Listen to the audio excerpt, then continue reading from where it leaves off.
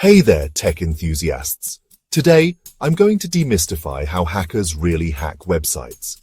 Now, before we dive in, a quick reminder, all hacking should be ethical. Unauthorized hacking is illegal and can have serious consequences. Alright, let's get started. So, you might be wondering, how do hackers actually break into websites?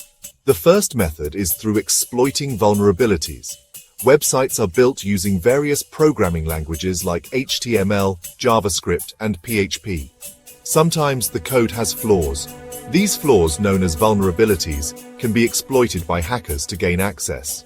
One common vulnerability is SQL injection. Imagine a website where you enter your username and password. If the site isn't properly secured, a hacker can input malicious code instead of a username. This code tricks the website into giving away sensitive information from its database. Scary, right? Next up, we have cross-site scripting, or XSS. This happens when a hacker injects malicious scripts into content that users view. For example, a hacker leaves a comment on a blog post with a hidden script. When you read the comment, the script runs in your browser, potentially stealing cookies and session tokens.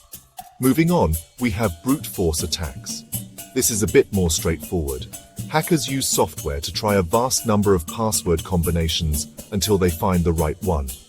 This method relies on weak, easily guessable passwords, so always use complex passwords. Now, let's talk about DDoS attacks. Distributed denial of service attacks aim to overwhelm a website with traffic. Imagine thousands of people trying to enter a small store simultaneously. The store would be overwhelmed and crash. Similarly, a DDoS attack sends massive amounts of traffic to a website, causing it to shut down. Lastly, there's social engineering. This is less about technical skills and more about manipulating people.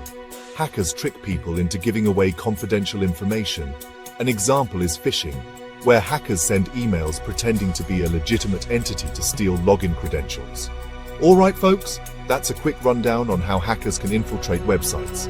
Remember, always stay on the right side of the law and use your skills for good. If you found this video helpful, make sure to like, subscribe, and hit that bell icon for more tech insights.